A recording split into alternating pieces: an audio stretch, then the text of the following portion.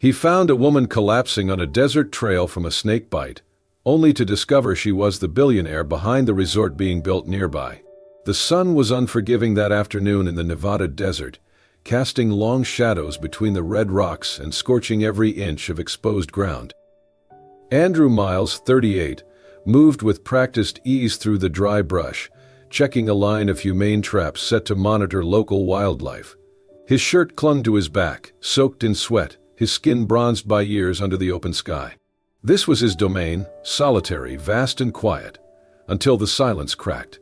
A faint voice floated on the wind, barely audible. A whisper of pain. "Help someone, please." Andrew froze. Every instinct in him sharpened. That was not the wind. That was a human voice.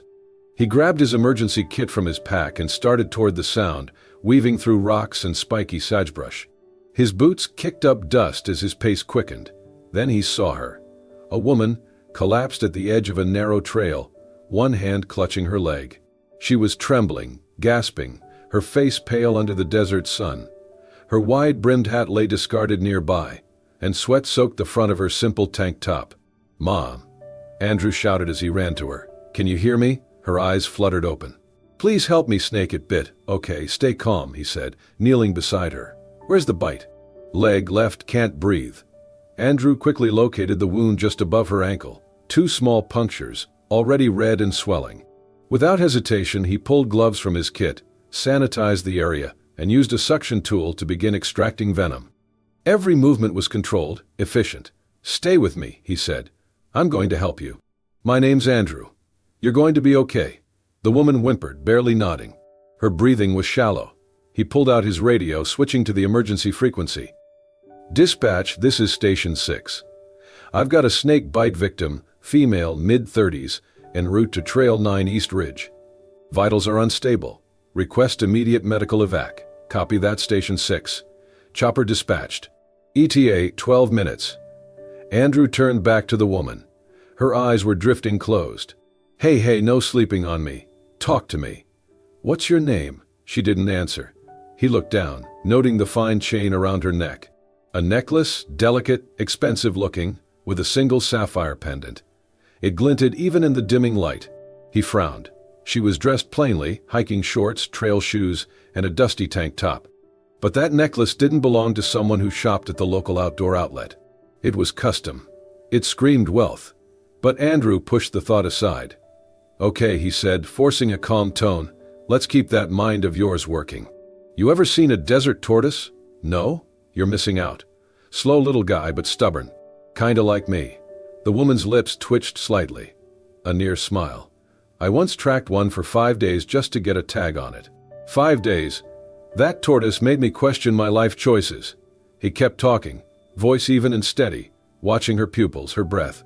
She whispered, almost too soft to hear. "Hurts, I know," he said gently. "But help's coming. You're not alone." Minutes passed like hours, until the distant chop of a helicopter broke the silence.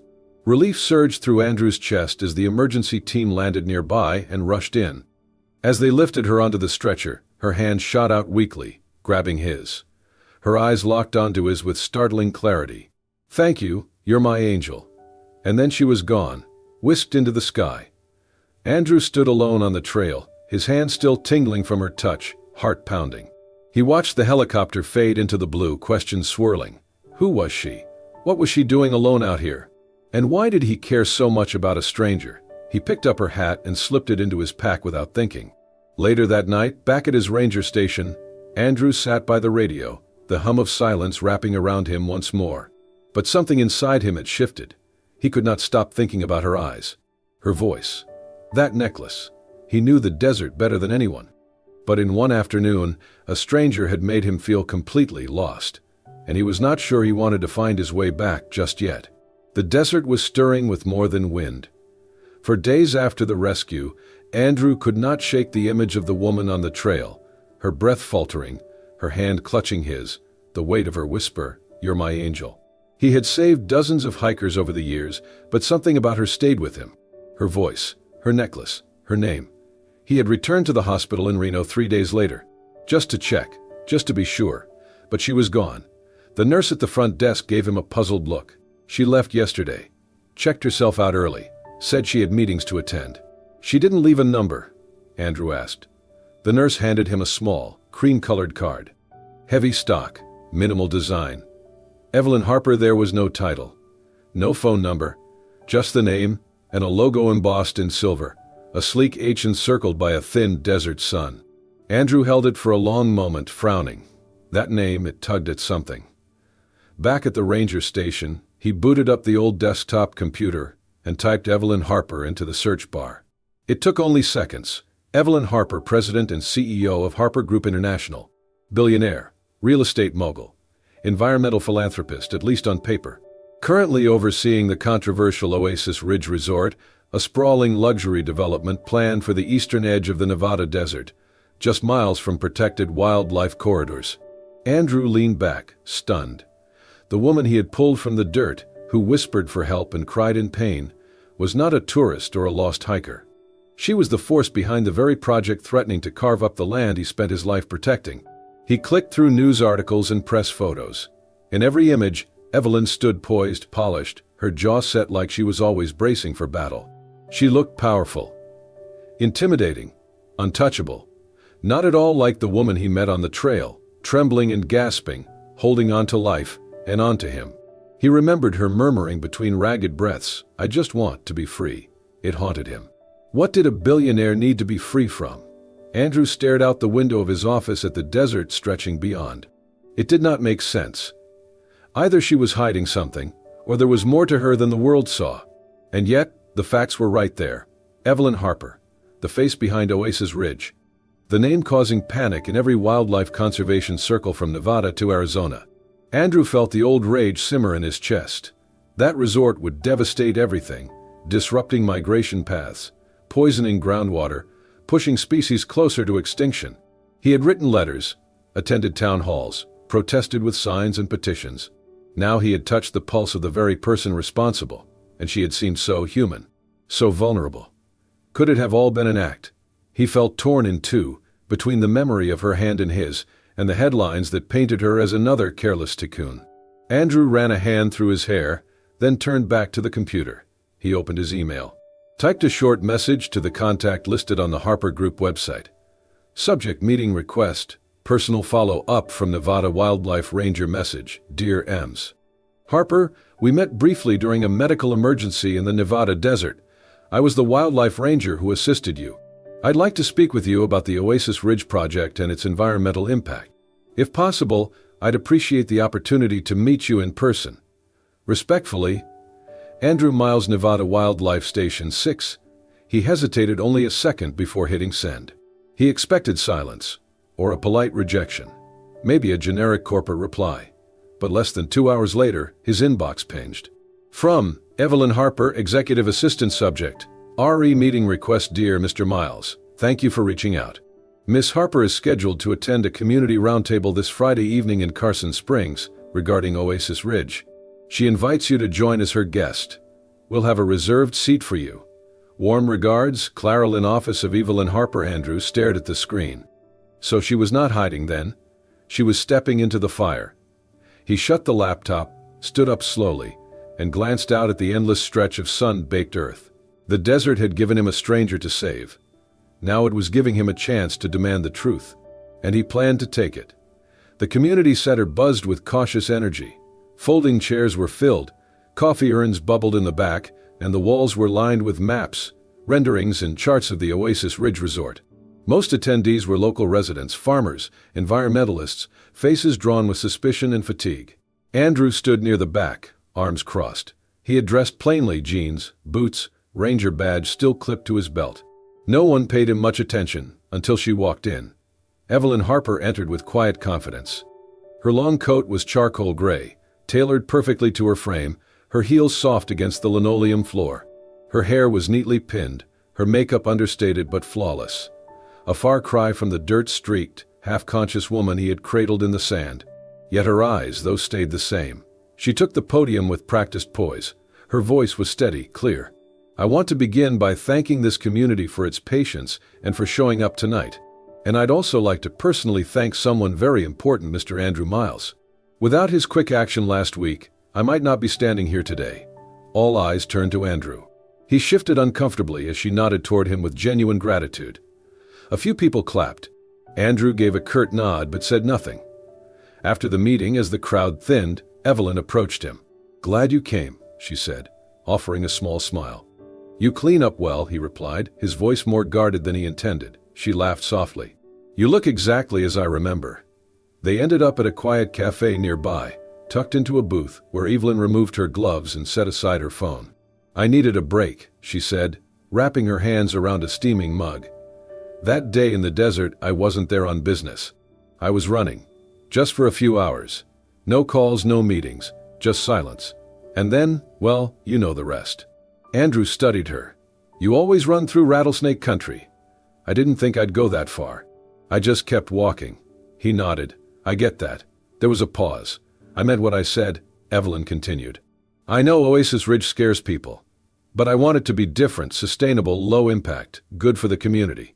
I've hired consultants, environmental planners. We're working with conservationists." Andrew's brow furrowed. "Then why here? Why build so close to protected land?" "Because people want to experience nature," she said. "And if we don't guide how that happens, someone else will. Someone who cares less." Andrew didn't answer right away. Something about her words felt sincere but rehearsed, polished.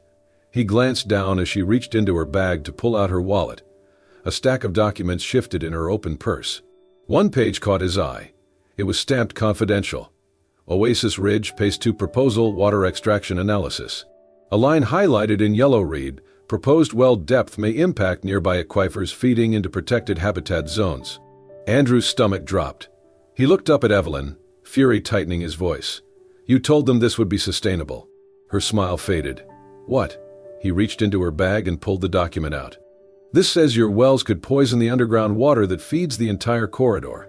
Her face went pale. "Andrew, that's you lied," he said, standing. "To me, to everyone in that room."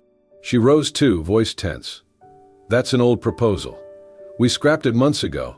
Then why is it in your bag?" "Because I keep copies of everything. I was reviewing it with legal this morning. I promise you it's not the final plan." Andrew stepped back. "No, I've seen this before. Fancy words, pretty promises, then drills in the dirt." "I'm not your enemy," she said quietly. "Then stop acting like one." She reached out. "Andrew, wait," but he was already heading for the door. "I don't want your thanks. And I sure as hell don't want your job." He left without looking back. That night, as he sat in the ranger station, the desert wind howling outside, his phone buzzed. "Evelyn Harper, please read this. The document you found is outdated. I can prove it. I want you to see what we're actually building." Then another. "You saved my life. I would never repay that by lying to you. Please let me explain." Andrew stared at the screen. He wanted to ignore it, but her voice, tired, frightened, human, lingered in his mind. And deep down he wondered, what if she was telling the truth? The desert had always been Andrew's escape, a place of quiet, where the silence was so complete it could drown even the loudest thoughts. But lately, not even the wind brushing through the Joshua trees could quiet his mind. Back on patrol, he moved through the familiar terrain, checking animal traps, logging sightings, monitoring water sources, but his steps felt heavier. His thoughts lingered not on the footprints of coyotes or the return of the jackrabbit population, but on her. Evelyn Harper. He had tried to forget her, tried to put the confrontation behind him. But her voice, soft, clear, and shaking that night in the cafe, still echoed inside him. So did the way she had looked when she reached out and he pulled away. He wanted to believe he had done the right thing, walking out, that she had earned it. But the truth was, he missed her. And more than that, he was not sure anymore if he had been fair. One afternoon, while replacing a broken motion sensor near a watering hole, his old friend Tom pulled up in a dusty pickup. Tom was a field biologist who had worked in the region for over a decade, with a reputation for hating developers more than snakes. "Did you hear about the funding that came through for the canyon restoration project?" Tom asked, climbing down with a thermos of coffee. "Yeah," Andrew replied, surprised anyone's backing it. "That thing's been stalled for years." Tom chuckled. "You'll like this. Guess who put up most of the money?" Andrew raised an eyebrow. "Harper Group. Anonymous donation, but someone leaked it. Turns out Evelyn Harper's been quietly funding more than a few conservation programs. Reforestation, aquifer studies, even habitat corridors in Arizona." Andrew stared at him. "You're kidding." "Nope. She's not the devil everyone thinks. Might be the first developer I've seen who actually gives a damn. Andrew said nothing, but inside, something shifted. That night, when he got back to the ranger station, he found a small package waiting at the door. Brown paper, no return address, just his name, handwritten. Inside was a book, The Hidden Life of Desert Creatures. A field guide, old but well cared for. Tucked inside the front cover was a note, "I still owe you a proper explanation." I thought maybe this could be a start. He turned the pages slowly. About halfway through, a piece of folded paper slipped out. Not typed. Handwritten, in soft blue ink. "Dear Andrew, when you pulled me off that trail, I was not just scared because of the bite. I was scared because, for the first time in years, I was somewhere I did not control. Somewhere that didn't bend to my name or my wealth. But you didn't treat me like a billionaire. You treated me like a person. Maybe the only person who has done that in a long time. I grew up far from boardrooms and resorts. I grew up in foster homes in borrowed clothes, watching my mother work night shifts. She barely survived. My dream was never to build empires. It was to build a place where people could feel safe, feel still, feel wonder. Like I did, in the desert that first summer I spent with a foster family who actually let me roam. I never forgot it. I know what you saw in my bag looked bad. I should have explained it better. I was angry too. I get it. But I swear to you I'm trying to do this right, not just for the company. For me. For the land. For everyone." Evelyn. Andrew finished the letter with a lump in his throat. He sat for a long time, the book resting on his knees. Had he been wrong? Had he let his anger speak louder than the truth? The next morning he made a decision. He drove east, past the edge of the reserve, into the city, and toward the Harper Group headquarters. A high rise of steel and glass stood tall above the sprawl. Inside, sleek marble floors stretched beneath his boots as he stepped off the elevator. "Andrew Miles," he said to the receptionist. "I'm here to see Evelyn Harper." She smiled nervously. "I'll check." "Please wait a moment." As Andrew stood by the large windows overlooking the city, he could hear raised voices down the hall. Not Evelyn's, but others. "It's already behind schedule. We cannot afford another delay. Sustainable features are cutting into the budget. Either we move or we lose our investors." He turned toward the hallway just as a door opened. Evelyn stood in the doorway, her jaw tight, her face pale. She looked exhausted, but when she saw him, something in her eyes changed. Surprise, relief, maybe even hope. But Andrew could see it clearly now. She was under fire. Surrounded by pressure. Cornered by people who saw nature as nothing more than a spreadsheet. And yet, she had still sent him a book. Still written him a letter. Still wanted to make things right. He took a step forward. "I think it's time we talked," he said. And for the first time, Evelyn let her shoulders fall. "Yeah," she said softly. "I think so too." In the weeks that followed, the tone around Oasis Ridge shifted. Tension remained, but there was something else growing too, possibility. Evelyn and Andrew began working together, cautiously at first, like two people still healing from a fracture neither of them could quite name. But they shared a goal now: reimagine the resort not as a threat to the desert, but as a part of it. A harmony instead of a conquest. They redrew plans with the architects, replacing pavement with raised paths to protect animal crossings. Evelyn insisted on solar panels and natural water recycling systems. Andrew brought in local conservationists and biologists to consult. Most importantly, they listened. Town halls were no longer battlegrounds. Evelyn stood before the community, no longer guarded, no longer perfect. She answered every question, admitted past mistakes, and laid out a vision not built on profit but respect. And Andrew stood beside her, backing her up not just with facts but with quiet, steady trust. And as they worked, something else began to bloom, something quieter, deeper. After meetings, they lingered. Over lunch, they talked, not about permits or zoning, but about life. One afternoon, they hiked deep into the canyons to survey potential impact zones. Evelyn wore boots too new and carried more water than necessary, but she kept pace. Andrew pointed out burrows, ancient petroglyphs, and the nesting site of a hawk she would have walked right past. "You know everything about this place," she said, awed. "I've tried to," he replied. "I want to protect it. Not just for now, for whoever comes next."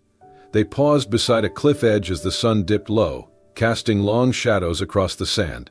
"I grew up without roots," Evelyn said quietly. "We moved so much I started to think I didn't need home. But I think maybe I've been looking for it all this time." He looked at her but said nothing. Later that night, they sat by a small campfire, surrounded by a stretch of desert untouched by development. The stars overhead stretched endlessly, more than Evelyn had ever seen from any rooftop in Manhattan. She pulled her knees close, her voice almost lost in the wind. After the snake bite, I thought I might die. And part of me didn't mind. I was so tired of the pressure, of smiling through boardroom knives. Andrew didn't interrupt, he just listened. She glanced at him. Then I woke up with you holding my hand. And suddenly I wanted to live again. You reminded me there's more out there than deals and deadlines. Their eyes met, longer this time, warmer. She leaned slightly forward. So did he. Then, at the last second, Andrew hesitated. He whispered, drawing back. I don't want to mess this up. Evelyn smiled, a little sad. You're not. But she didn't lean in again. The next day, Evelyn stood in front of the town for the final community presentation. She unveiled the redesigned Oasis Ridge plan, complete with conservation corridors, wildlife impact assessments, and a significant investment into local environmental education. When she finished, the room applauded. People lined up to shake her hand. For the first time, Evelyn Harper was welcomed not as a mogul, but as someone who had truly listened. Afterward, Andrew found her leaning against a fence post outside the center, watching the last of the attendees head home. You did good, he said. So did you, she replied. They smiled at each other. It felt like something new was beginning. But that night, as Andrew returned to his station, he heard a whisper through the community grapevine. An investor rep from the Harper Group had mentioned Evelyn might be wrapping up her involvement once the final permits cleared. She won't stay, the voice had said. She's done what she came to do. Andrew stood on the porch beneath the stars, the desert stretching endlessly before him. And for the first time since they had started working together, the silence didn't comfort him. It felt like something precious was slipping away. The resort was nearly complete. Solar panels gleamed under the desert sun. Pathways curved gently through untouched brush, raised to allow wildlife to pass underneath. Observation decks had been built around nesting grounds rather than over them. It looked like a promise kept. And then the rumors came. A whisper carried from one worker to another. A corporate acquisition. A buyout. A bigger player entering the game. A multinational resort chain, famous for turning eco-retreats into luxury playgrounds, was allegedly in talks to purchase Oasis Ridge. Andrew heard it at the ranger station from a contractor who had just left the site. They say Harper's selling the whole thing, he said. It's almost a done deal. Once it's signed, the new owners can do what they want. Most of the environmental agreements aren't binding. Andrew went cold. He drove to the site without thinking, tires spitting dust, heart pounding. When he arrived, he found Evelyn near the main entrance, talking with the lead architect. She turned at the sound of his boots crunching across gravel. Andrew, she started. Is it true? He cut in, voice sharp. Are you selling this place? Evelyn blinked, startled. It's complicated. He stepped closer, face flushed with heat that had nothing to do with the sun. Complicated? You promised the community. You stood next to me and said this was different. I meant it, she said firmly. But the board, he shook his head. No more excuses. No more investors or legal teams or pressure from the top. Either you're protecting this place or you're cashing out. Her jaw tightened. It's not that simple. Then make it simple. Tell me you're not selling. She hesitated. And in that breath of silence, Andrew's heart cracked. You were never going to stay, were you? He said, voice dropping. You were always going to walk away. Evelyn's voice trembled. I didn't plan any of this. I never expected to care so much. But the truth is, the board is bleeding money, and the only way to stop them from gutting the conservation efforts entirely is to bring in outside funding. I'm trying to negotiate conditions, trying to keep the protections in place. You're trying, he said bitterly. But you're not fighting. I am fighting, she snapped. Every day behind the scenes, while everyone thinks I'm just sipping champagne and signing checks. I've given everything to this. You had my trust, Andrew said, backing away. And you broke it.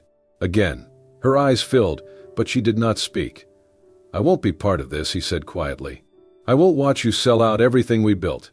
He turned and walked away. Andrew, please, but he kept going. That night, a ranger returning from the site handed Andrew a small envelope. She asked me to give this to you. He opened it with trembling hands. Inside was a single handwritten page. Andrew, I do not know how to explain the storm I live in every day. The deals, the numbers, the people who only see land as profit. I have fought for every tree, every drop of water on this project. But the truth is, I'm running out of leverage. When you found me in the desert, I thought I might die, and a part of me didn't mind. But then you came along, calm, grounded, real. You reminded me that I could be more than the title I wear, that I could build something that meant something. And I've tried, Andrew. I've tried to change. For you, for the land, for myself. But maybe I was foolish to believe I could do it all. Maybe I'm not strong enough. Not good enough. Not what you thought I was. I'm sorry. For failing. For hurting you. For not being enough. Evelyn Andrew read it once, then again. Not enough. No, that was not it. She had been too much, carrying more than anyone should, wearing armor while trying to build bridges. And maybe, in his fear of being hurt again, he had looked for betrayal where there was only survival. He dropped into the chair on the porch, staring out into the dark. The wind was still. The kind of stillness that came before everything changed. He stood up, grabbed his keys. He had to find her. Before it was too late, Andrew drove faster than he had in years. The highway stretched endless under the blazing Nevada sun, the Ranger truck kicking up dust as he pushed toward the airport. His fingers gripped the wheel tightly, his mind racing even faster. She was leaving. Evelyn Harper, who had fought for the desert beside him, who had stood before the community and promised a better future, who had looked at him under the stars like maybe, just maybe he was her home, was walking away because he had not trusted her when it mattered most. In the passenger seat was the only thing he had brought, a photograph. Slightly wrinkled, printed from his own dusty home printer. It showed him and Evelyn standing at the edge of a canyon at dusk, smiling without posing. Unaware the camera had caught them. It had been taken by a student volunteer during one of their early exploration trips. And somehow, that moment felt like the purest version of them, before doubts, before pressure, before fear had broken everything apart. At the airport, he barely found a parking spot before sprinting through the sliding glass doors, breath short, heart pounding. He scanned the departure screens. She had to be here. She had to still be here. And then there, near gate 6, her coat, her hair pulled back, her suitcase by her feet. She looked tired, but calm, too calm. "Evelyn," he called out. She turned, startled. He walked straight to her, slowing only when he reached her. "Don't go." She blinked, the shock in her face giving way to something unreadable. "I thought," she began. "I was wrong," Andrew cut in. "I was scared, and I let that speak louder than what I knew about you." He swallowed hard. "You didn't owe me anything. You didn't have to explain, or fight the way you did. But you did, and I threw that away. I thought I was protecting the desert. I didn't realize I was tearing down the one person trying hardest to save it." Evelyn stared at him, silent. He reached into his coat pocket and pulled out the photo. "This is where we started," he said, holding it out. "Two people who didn't expect to find anything, and found each other anyway." Her hand trembled as she took the photo, eyes misting. "I'm not here for the resort," he said. "I'm here for you. If you're leaving because you think you're not enough, because you think you failed me, don't." He took a step closer. "You're more than enough. You're the reason I started believing again." She looked at him, lips parting, eyes brimming with tears. "I wasn't going to run," she whispered.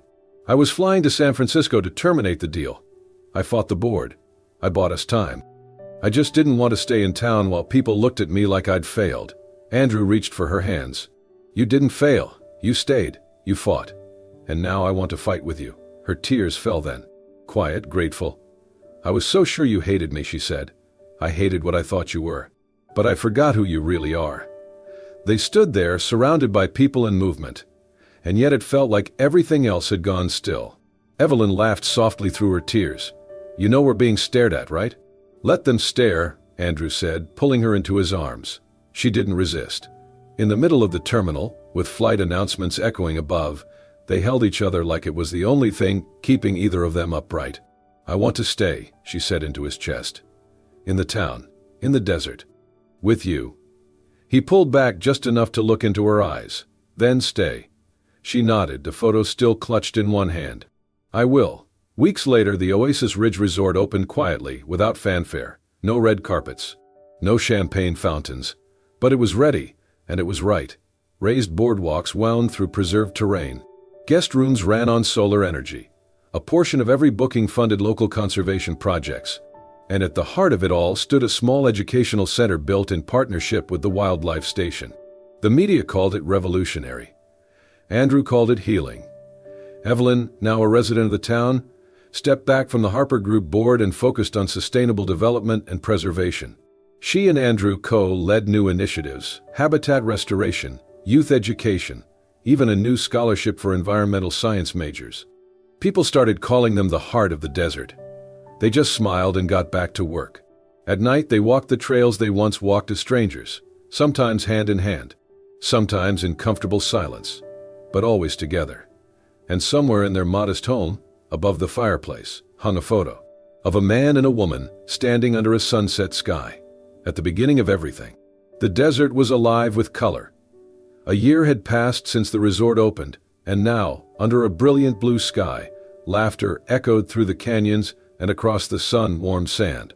Tents flapped gently in the breeze. Children chased each other between booths filled with local crafts and native plant displays. And music drifted from a small stage where a folk band played songs inspired by the land itself.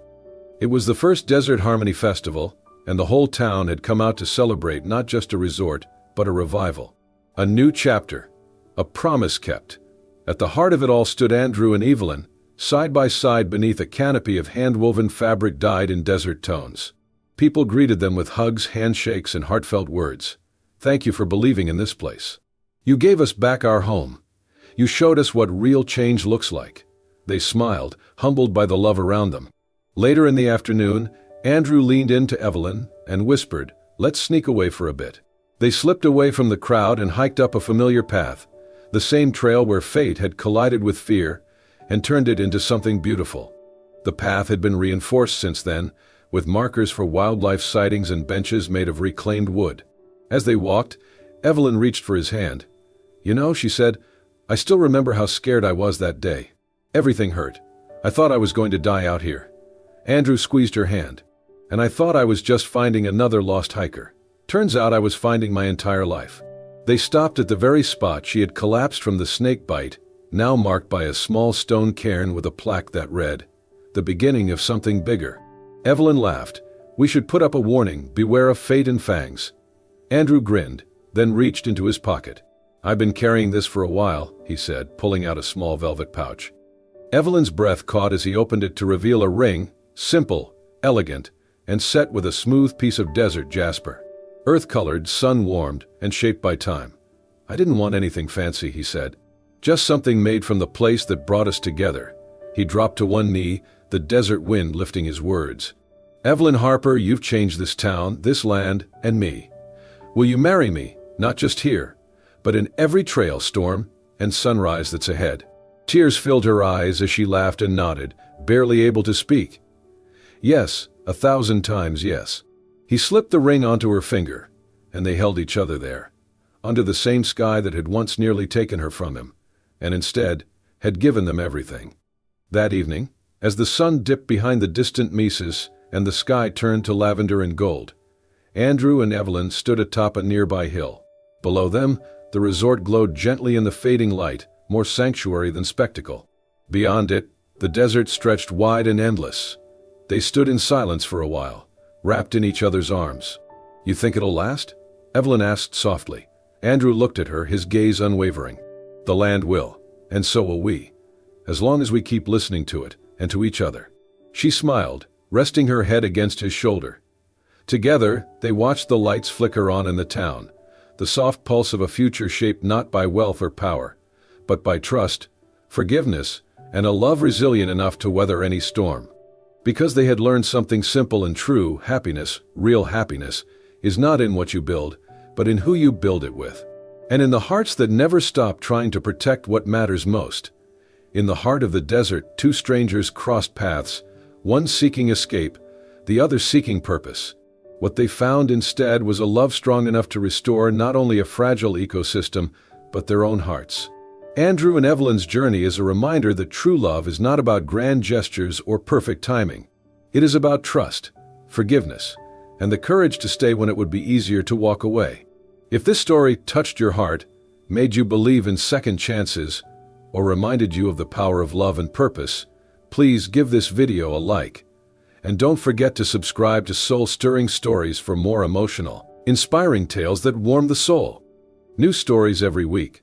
Stories that heal, uplift, and remind us that even in the harshest places, something beautiful can grow. Thank you for watching. And remember, love, like the desert, endures.